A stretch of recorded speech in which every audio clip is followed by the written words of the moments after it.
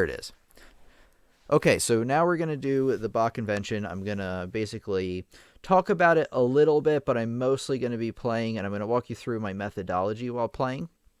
If you have any comments or questions along the way, whether it's about this or learning other things in music, just leave it, and then once I get a chance, every once in a while, I'll stop and address those questions. So here we go. Are you ready? So here is our invention number 4.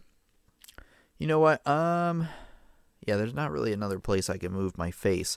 So the end measure is just going to be cut off, but I'll still walk you through it because the main thing you're going to get out of this watching me do this is just how I tackle practicing piano pieces, because how you practice a piano piece has a lot to do with your success in learning how to play different music.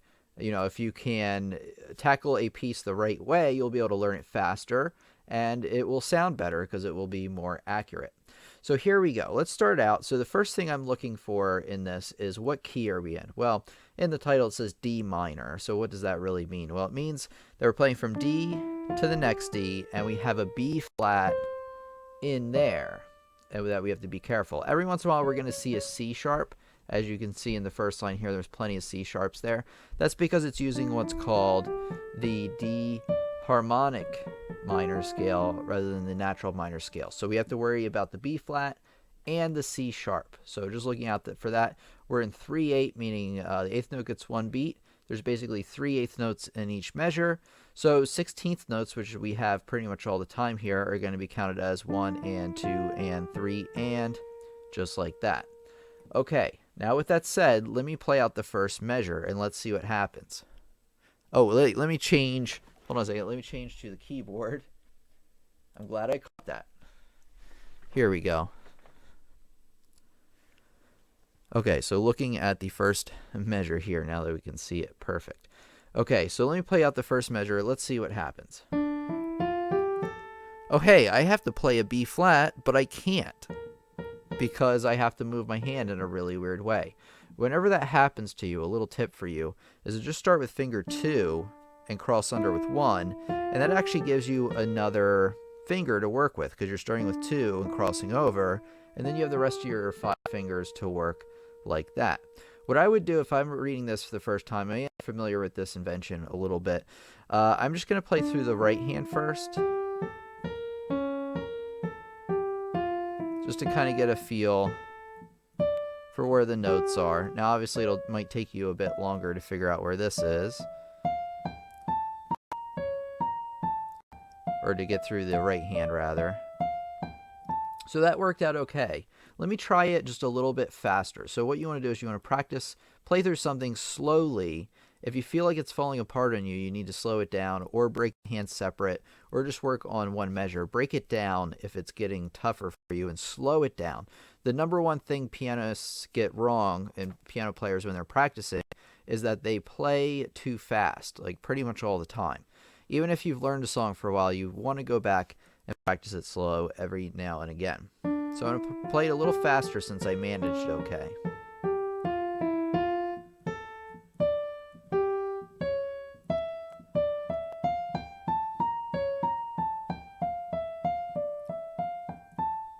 Just like that. All right, so now I'm going to do the left hand since I felt like that went pretty good.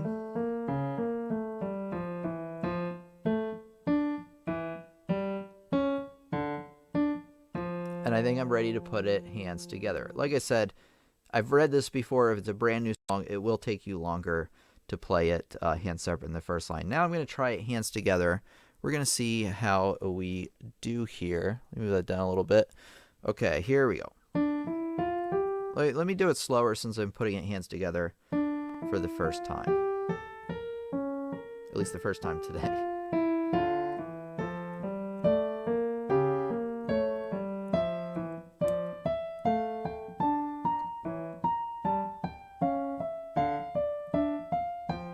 And that went perfectly fine. One thing you can do in this invention, it's written in some of the versions, not this one, is to add in the slurs or staccatos where they are. They actually want the strings of 16th notes here to be slurred together. So I'm going to actually do that when I play. It'll actually make it sound a lot better. And then this part with the right hand, they're going to be staccato. And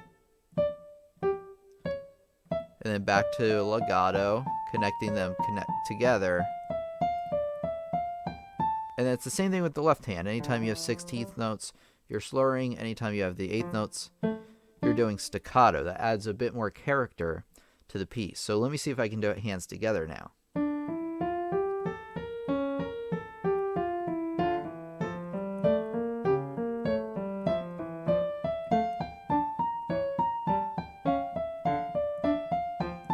And hey, that worked out pretty well. Since I could handle it, I'm going to make it faster, but just by a little bit.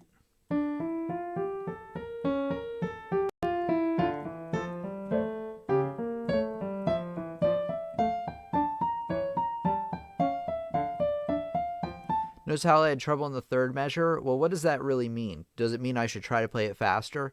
No, I'm going to play it at the same speed I just played it, and if I make a mistake there again, I'm going to play just that third measure by itself. So here we go.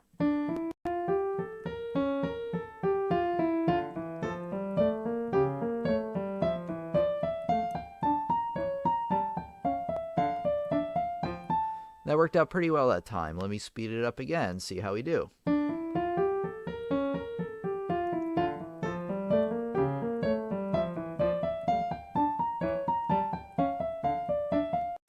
So I missed a note 3 measures from the end, so I'm going to start there again. Oops. It was that note right there. Just like that. All right, one more time.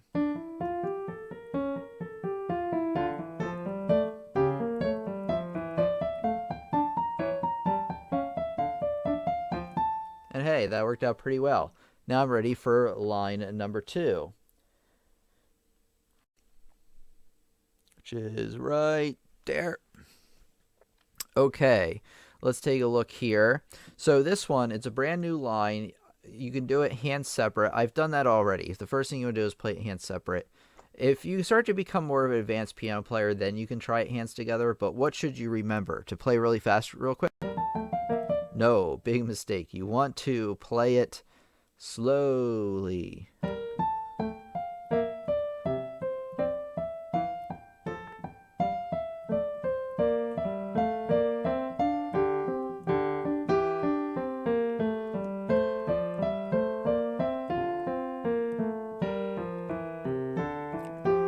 Notice how I had a little bit of trouble like halfway through the left hand. Well, that's because my fingering wasn't really right. So one thing you want to do, in fact, I would print this out and I would actually write in the fingering, is to find an appropriate fingering that works for the song.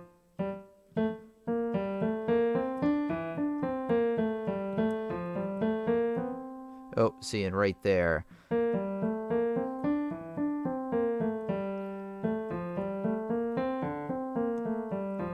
That right there too. So you might have to add in finger crosses. If you learn your scales, it really helps figure out what fingers to use where if it is a type of scale run. So that's one of the many reasons actually scales are important. Not only do they basically lay out what a key looks like if you put it from beginning to end, it also gives you an indication on where to use finger crossing. So if you want to get better at fingers in general, learn your scales first if you haven't already. They are very helpful. And actually, when you learn a song, learn the scale of that song first, play that scale, and then go through and learn the song. Because like I said, it maps out all the notes that exist in that key from beginning to the end. Hello, Sarah. How are you doing today? How's everybody else doing? Whether it's your first time here or you're a returning student, feel free to say hello if you just kind of want to sit back and relax. That's cool too. Today we are going over how to practice Bach's Invention in D minor, just kind of giving you some general tips on how I would tackle something like this. Okay, so I was talking about fingering.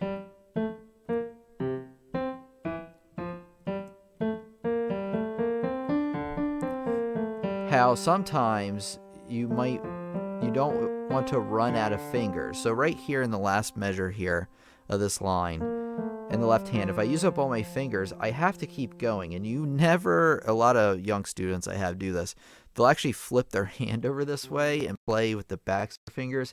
You never, ever, when you're playing piano, want to have your palms facing up. That's just something your hand will never do under normal circumstances. So what will happen here is in this next to last measure, because I know I'm going to run out of fingers, I'm going to cross, and that gives me more fingers to work with. So if you're running out of fingers, cross, like pivot your thumb underneath and then move your fingers over. That gives you more fingers to work with. It's a perfect strategy for something like this. And hey, that works out perfect. Now I'm going to try just those two measures hands together. That worked out perfect. Let me see if I can play the whole thing now.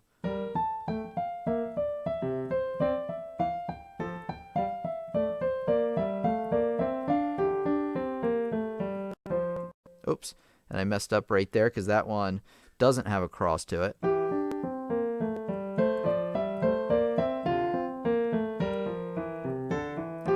And notice the spot I spent the most time focusing in on did the best. So whenever you have struggle with something, don't ignore it. Ignoring problems is probably one of the biggest mistakes you can make while practicing piano.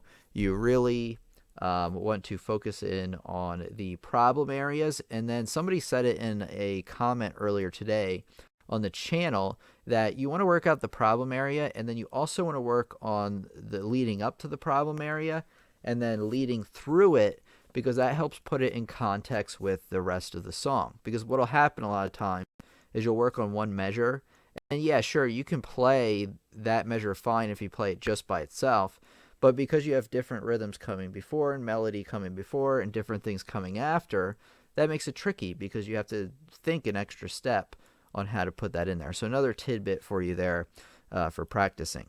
So here we go. Let me try the line one more time.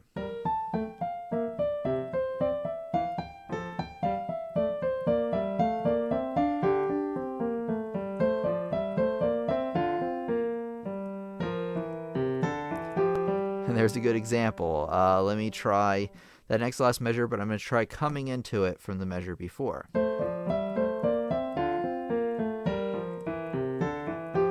Almost. I had to do some finger trickery there to get that done.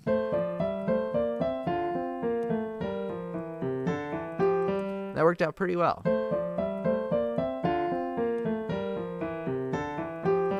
And hey, that works out great.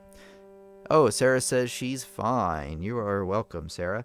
Anybody else who's sitting back and watching the lesson, feel free to say hello. Always love to converse with new and returning students. Now, I'm going to move on to, actually, you know what I'm going to do? I'm going to play the line we just did plus this other line. Okay. I'm going to have to do like a page turn in between, though. Oops.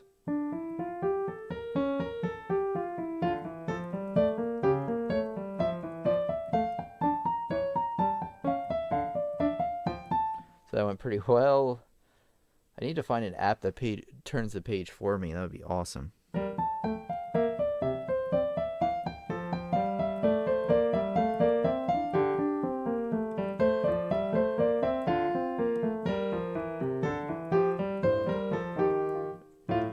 Oh, I started to go on to the next line. That's why I goofed there a little bit. So I would apply the same methodology to this third line. You know, if I was a beginner, I'd learn it hand separate. If I was, further along, which I am, I would try it out, hands together, of course, going very slow, right? You don't want to go too fast because that's the number one mistake piano players make sometimes. Oh, and then a trill here. So a trill there. So you can go C, D, C, D. So it's the note that's written plus the note above it, the next scale note. If the next note was flat or sharp, I'd have to abide by that. And trills are actually harder to play if you're going slowly, which I need to do.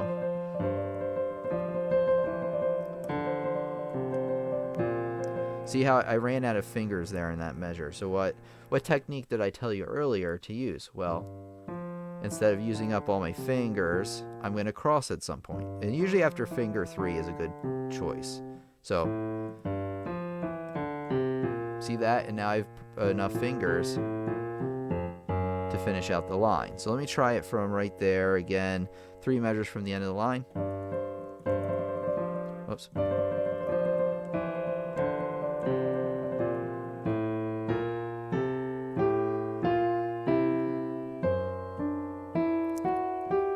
And that worked out pretty well. So let me try it one more time. Oops.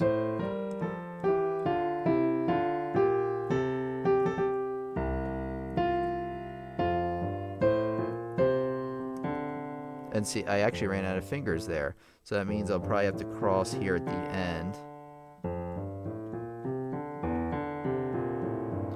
That works out. Whoops. Right there. Okay.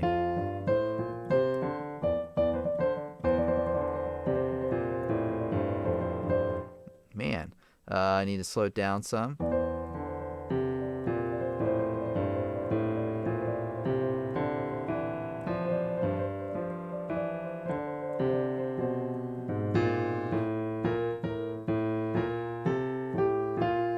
So I had some trouble there through the trill. That means I'm not going to ignore it. I'm going to keep working that out.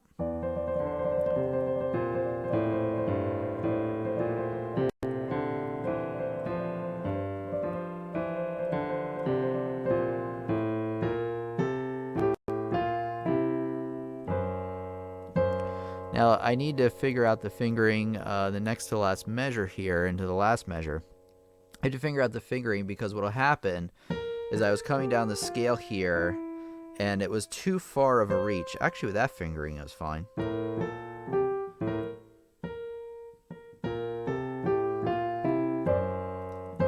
That works out okay. I need to work on the transition there between those 2 measures. That's what it was.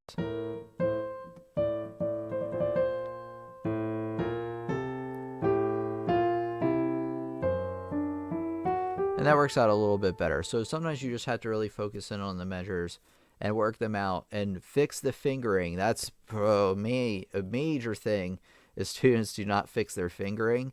So they're constantly running out of fingers. They're constantly doing fingering that maybe not as efficient. And you also want fingering that fits the phrasing, meaning basically if, say I had from the notes C to G all legato, I would want to make sure I use the appropriate fingering to connect them, which would just be 1, 2, 3, 4, 5 would be fine if you're connecting them legato, smoothly connected. If you're doing a scale, you have to use the scale fingering 1, 2, 3, 1, 2, 3, 4, 5 for C major if I want to play it legato, if all 8 notes are legato. However, if all 8 notes are legato and I play 1, 2, 3, 4, 5, what happens is that the last 3 get cut up because I run out of fingers.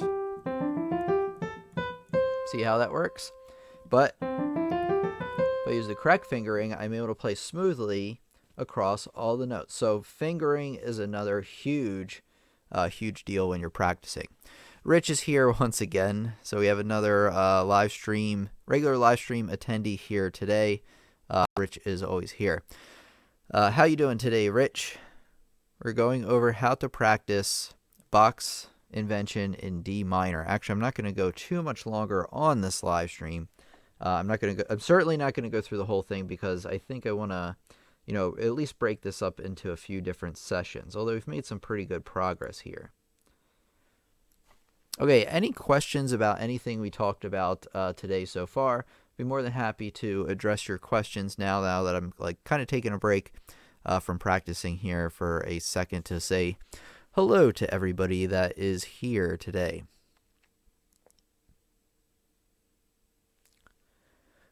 Okay, so, just to kind of break it down what we learned today, some of the main points you definitely want to write down are the number one mistake people make when playing piano is going too fast. If you watch the channel, I've said that many times because it is hugely important The number two mistake I'd say a lot of times in more advanced piano pieces is students do not correct their fingering, and then they just leave the poor fingering, and then whenever they get to that section of the music, it falls apart or it's very clunky, and it never, no matter how much they practice, it'll never get right because of the incorrect fingering. You always want to break down music into smaller parts if you need, like if you're playing hands together and just falling apart on you, you need to split it up hands separate and even measure to measure. Just work on one measure, the next measure, and then like once you learn a few in a row, then go through and learn, try to play from beginning to end. Another thing we learned about is that you want to put your problem measures into context. So what that means is that you want to work on a measure you're having trouble with, but you also want to work on the stuff coming before it and the stuff that comes after.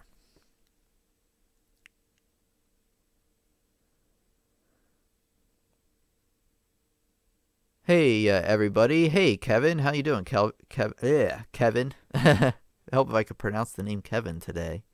Rich says, I'm okay, just cleaning house. I sight read a little earlier. Hey, Fristy. So this song is 4/3 polyrhythm. It does not have polyrhythm, actually. It is very straightforward. We were doing polyrhythms last night, but no, because it's 6 on the bottom and then 3 on top, so it actually equals out fine because you only play 2 left-hand notes per right-hand note, or vice versa, depending on what's going on the other hand. Play slow, please. Yes. So playing slow is the number one thing that you want to do, for sure.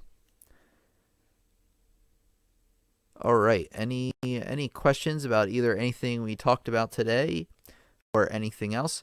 Just to remind you, you do have the super chat option, that little like $sign thing below the chat.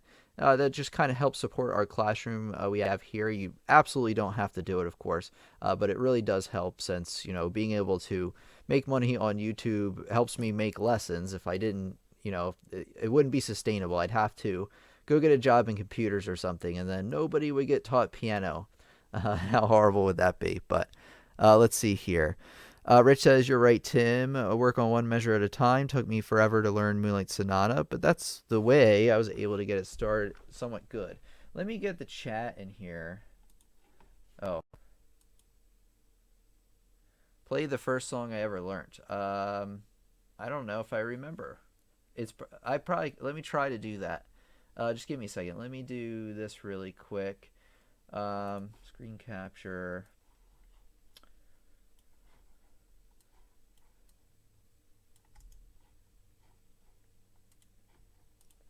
There we go. Okay, so now we can see everybody's comments. Okay, play the first song I ever learnt.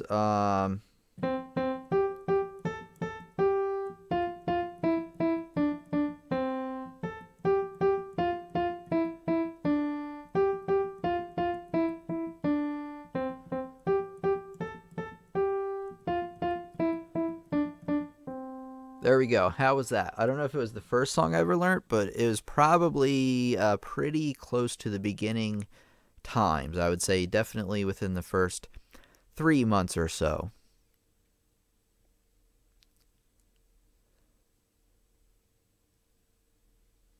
Okay. Let's see here. So I'm going to end it here soon. Maybe I'll play you some B-flat blues before we go.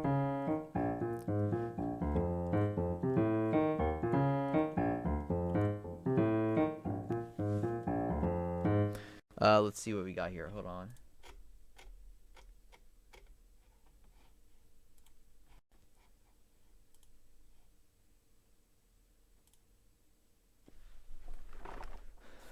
Okay.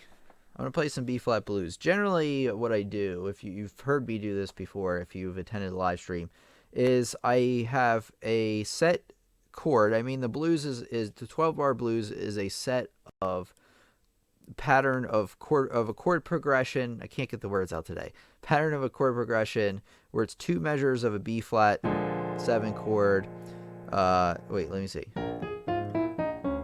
So 2 measures of that. And then 2 measures of an E flat 7 chord.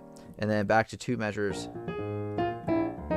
of a B flat 7 chord. Keep in mind that I'm playing the notes, as an arpeggio and as a like walking bass line kind of thing. And then let's see, after that I do 1 measure F, 1 measure E flat again, and you do B flat again. And if you want to go around and do it again, you go to F. So it's generally a chord progression I use, and then I use the B flat blues scale up top and improvise on that, meaning I'm like making up my own rhythms and portions of the scale and things like that. And that's how I do it. I mean, that's oversimplifying it a little bit, but Richard is here. How you doing, Richard? Thanks for joining us tonight. Actually, it's like the middle of the day for me. Glad to have you with us. I figured doing one in the middle of the day be a good idea to see like who else is able to attend, because I know we don't all live where I am.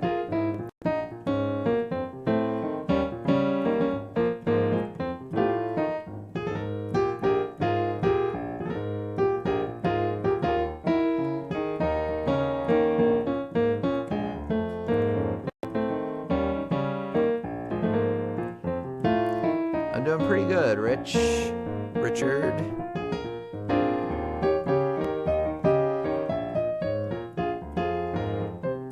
Glad to hear that you are doing good.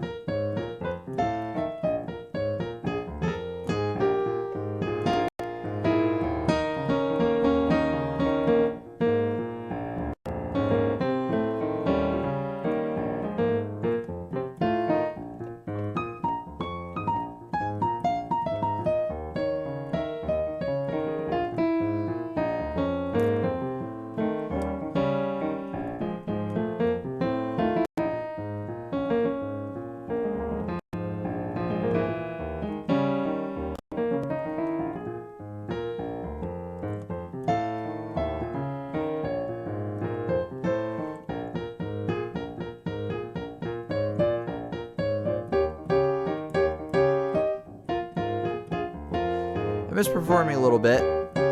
Yes and no, because performing takes a lot of preparation, like hundreds of hours, I guess. And I wouldn't have enough time to teach, which would be the downside. But I do miss actually getting into the performance.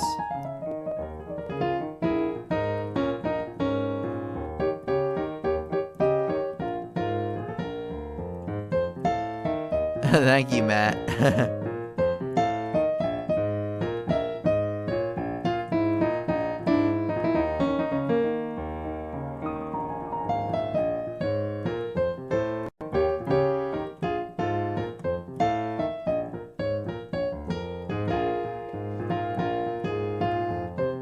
Fristy says they're able to attend because we're at a better time.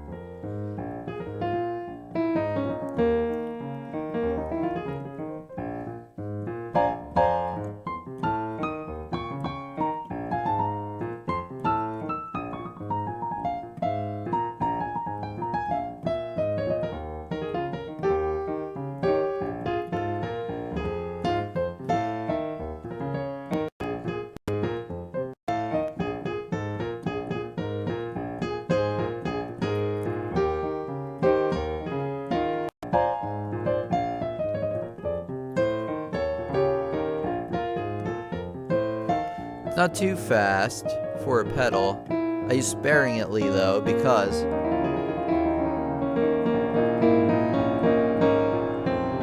that's over exaggeration of what it would happen, but it blends together too much. But you do want to use some pedal.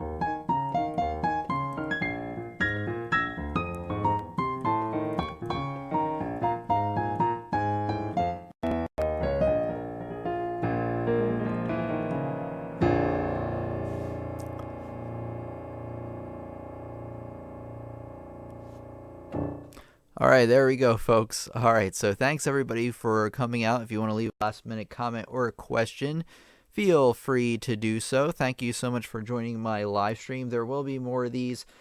I need to kind of figure out a regular time I can do one of these for you in the middle of the day. Not every day, but just kind of testing it out, see who is able to come with us today. Tim's having fun there with Richard. Good that some different people could join us today. Really neat experiment.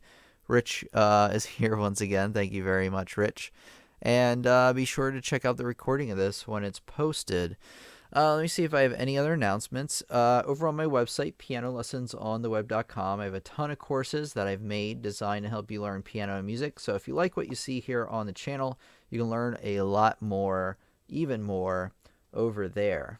And we have our regular live streams on Fridays and Sundays at 8 p.m. Eastern Standard Time. So I'll actually see everybody tomorrow, well, if you're able to make it, because it is at a different time, 8 p.m. Eastern Standard Time. You'll look that up if you need to figure out what time that is. It might be in the middle of the night for some of us, but that's usually when we meet, at least for now. There might be more live streams in the middle of the day, or there will be. I just need to kind of figure out what the best time to do those for both me and the channel would be. Let's see here. Inspiring. Thank you. And now off to practice. Thank you very much, Matt. Thank you, Sarah. Thank you, everybody, for coming out and listening to me talk about piano and also play some piano. It was a lot of fun. All right, so I'm going to thank everybody that came out real quick. Thank you, Richard. Thank you, Rich. Thank you, Matt. Thank you, Sarah. Thank you. Flisty. I was calling you Fristy, I think. Flisty. Let's see who else was here today. I think I got mostly everybody. Matt, I think I got you before. Kevin, thanks for coming out. Thanks for coming out. Stellarum, thanks for coming out. Thanks for coming out, anybody, even if you didn't leave a comment. So thank you for joining us. We'll meet again tomorrow night, Sunday, at 8 p.m. Eastern Standard Time. Okay, Richard has a technical question. What can I answer for you, Rich?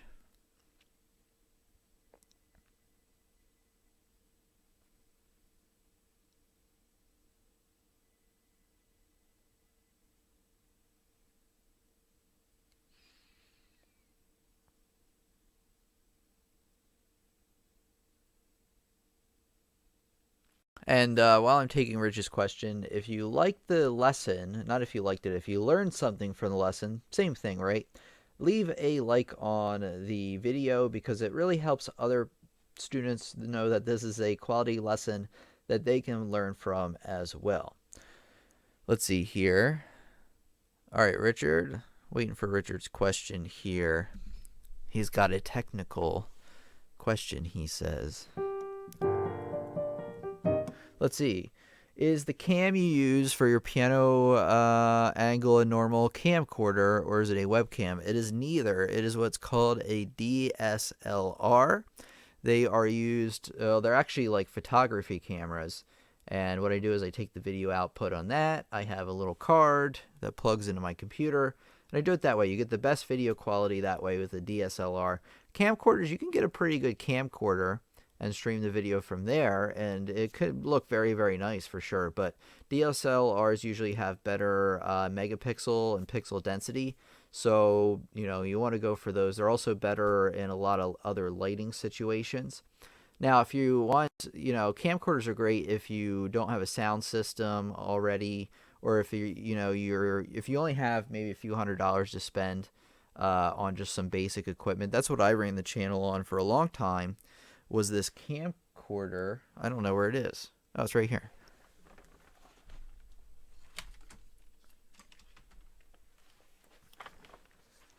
I ran the whole channel for a while on this camcorder. A lot of the first videos I ever shot were on this thing for a long time, actually, until probably 2015. So maybe 2 years ago, I switched over and I got a better camera to use, but this was the first one I have. I still use it on occasion for other things. Excuse me, and burp.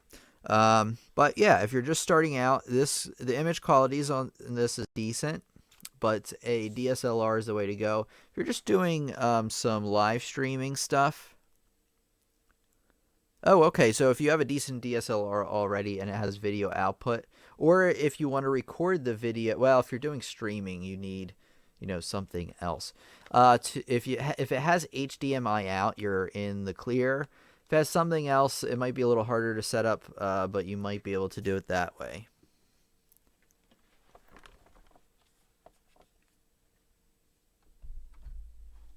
Okay, let's see what we got.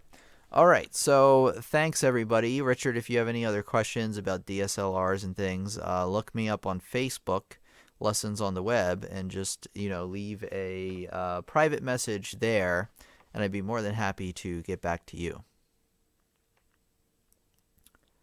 All right, everybody, I'm peacing out for now. We are meeting tomorrow night, 8 p.m. Eastern Standard Time. Be there. It's going to be a great lesson, and we're going to have a lot of fun. You're very welcome, Richard. And thanks, everybody, for coming out.